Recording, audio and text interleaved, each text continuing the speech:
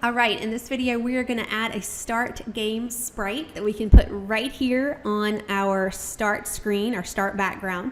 To do that, I'm going to come down here in the sprite list down in the bottom left-hand corner. And notice for new sprite, we have 4 options. We can either choose it from a library, we can paint a new sprite, we can upload a sprite from a file, or we can get a new sprite from the camera.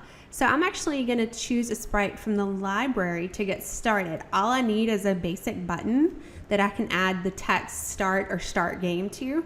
So if I look over here on the left hand side, you can see all the different choices. Notice you have bitmap and vector graphics, just a couple different kinds. One's more like a photograph and one's more like computer generated. I'm going to look for a button, and buttons should be right here at the top since in alphabetical order. And there I see some really great choices for buttons already made for me. I'm going to choose this blue one because I think the blue one looks great for an ocean unit. And I'm going to come down here in the bottom right hand corner and choose OK. And notice how the sprite appears down here in the sprite list.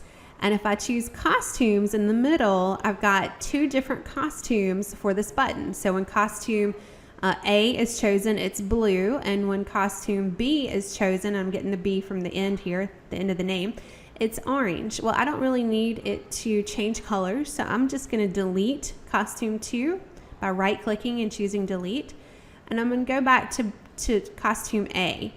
The next thing I'm going to do is drag this button to be about in the center, close to the bottom, but centered horizontally across our screen.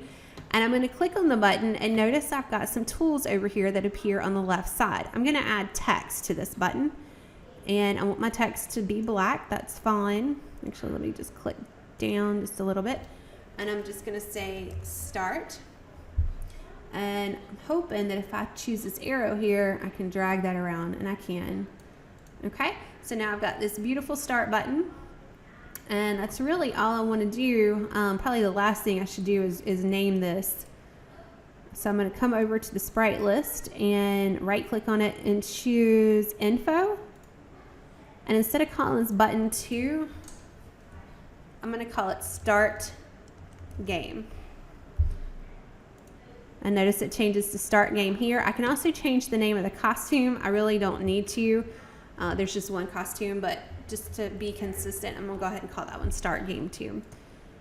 All right, so in the next video, we're gonna start coding our backgrounds, and I look forward to seeing you in the next video.